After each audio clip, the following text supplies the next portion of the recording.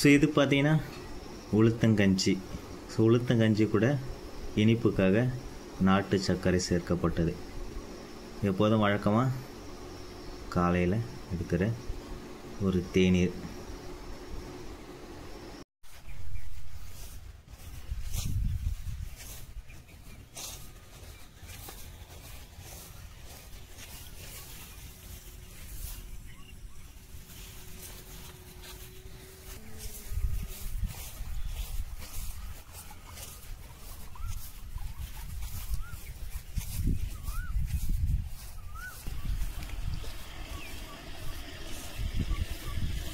கிட்டத்தட்ட ஒரு 150 மீட்டர் டிஸ்டன்ஸில் தாண்டி நம்மளுக்கு தண்ணி இந்த இடத்துல வந்துருக்கு.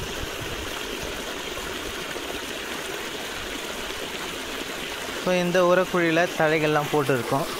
இந்த தழைகள்லாம் ஸோ அப்பப்போ அந்த பிளாக் கலரில் மாறும். ஸோ அதில் இருக்கிற சத்துக்கள்லாம் இந்த பயிர்கள் எடுத்துக்கும். இந்த உரக்குழியிலேருந்து பார்த்திங்கன்னா தண்ணீர்லாம் நிறம் மாறி கருப்பு நிறத்தில் போகுது. இப்போ ஒவ்வொரு 10 நாளாக அல்லது இந்த கருப்பு நிறம் மாறின பிறகு பார்த்திங்கன்னா உள்ளே இருக்கிற தழைகளை நாம் எடுத்துகிட்டு புதிதாக தழைகள் போட்டு அதில் சாணி போட்டு விட்டிங்கன்னா திரும்ப இதுபோல் அந்த மக்குடைய கழிவுகள்லாம் போகும். இயற்கை முறையில் பயிரிடும்பொழுது நம்மளுக்கு இது ரொம்ப ஹெல்ப்பாக இருக்குது. நம்ம கழனி ஓரங்களில் இருக்கிற தழை செடி கொடிகள்லாம் பார்த்திங்கன்னா நம்ம எத்தாந்து போட்டு இந்த பயிர்களுக்கு உரமாக நாம் மாற்றலாம்.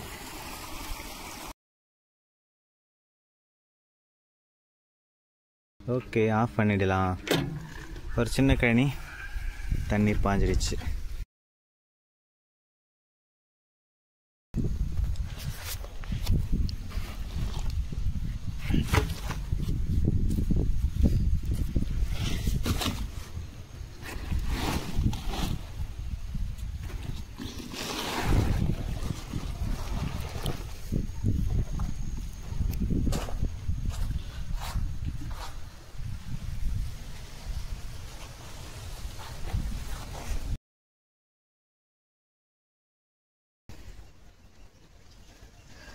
ஸோ கனஜீவாமிர்தம் இது வெயிலில் காய வைக்கிறதுக்காக 2வது இடத்துல எடுத்துகிட்டு வந்து வச்சுருக்கோம்.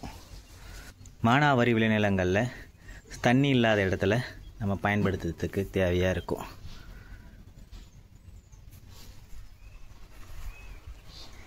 இதை காய வைக்க போகிறோம். நாம் தார்பாயில் ஒரு வழியாக பரவலாக எல்லா இடத்துலையும் நாம் இதை காய வச்சாச்சு. இன்றைக்கி சாயந்தரம் ரெடி ஆகிடும். எடுத்து நாம் மூட்டையில் சேவ் பண்ணிவிட்டு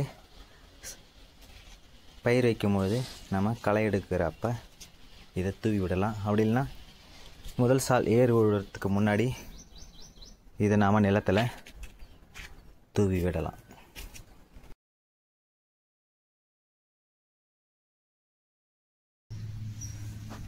இந்த வரப்பில் இருக்கிற பில்லு தான் இப்போ நாம் அறுக்க போகிறோம் மாட்டுக்கு.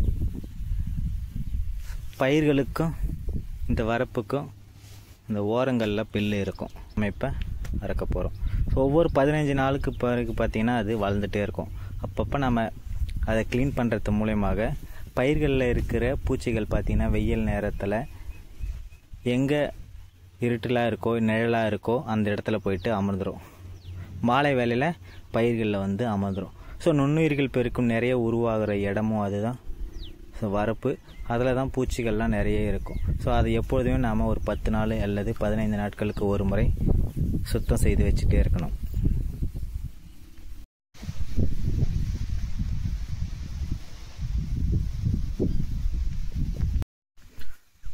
நம்ம சொல்லியிருந்தோம் வரப்புலே பார்த்திங்கன்னா நிறைய நுண்ணுயிரிகள் இருக்கும். அதோட தீமை செய்கிற பூச்சிகள் மற்றவைகள்லாம் பார்த்திங்கன்னா இந்த வரப்பு ஓரம் தான் இருக்கும். ஸோ நம்ம பில்லை அறுத்துட்டு வரும்போது பார்த்திங்கன்னா எலிகள். ஸோ எலிகள் பார்த்திங்கன்னா அதனுடைய கூண்டை இங்கே கட்டி வச்சுருக்கு. பார்த்திங்கன்னா தெரியும்.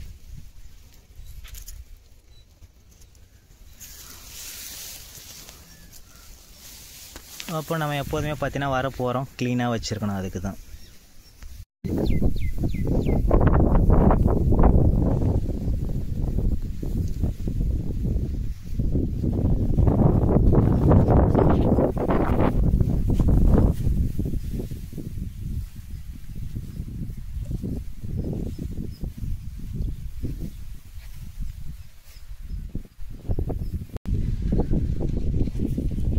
கார்த்திகை மாதம் மணிலா கொடிகள்லாம் காய்ந்து தார்பாய் போட்டு மூடி வச்சிருந்தோம், கொடி போர் போட்டு.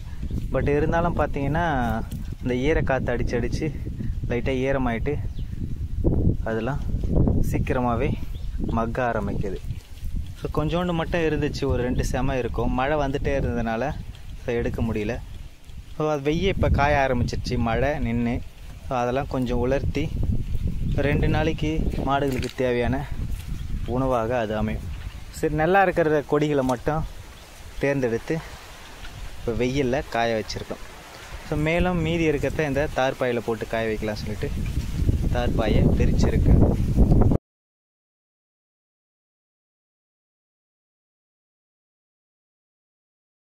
ஸோ மாடை நிழலில் கட்டி கொஞ்சோட ஸ்நாக்ஸ் போல் அதுக்கு இந்த கொடி ரெடி பண்ணியாச்சு. மீதி இருக்கிற கொடியெலாம் ஈரமாக இருக்கிறதுலாம் லைட்டாக காயணும் சொல்லிட்டு ஸோ இடம் இருக்கிற இடத்துல உலர்த்தியாச்சு. மாலை வேளையில் வந்து பார்க்கலாம்.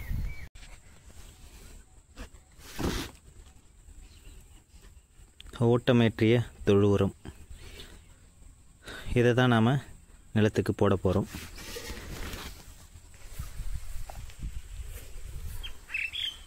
இந்த தொழு உரத்தை தான் நாம் இந்த பயிர்களுக்கு போட போகிறோம்.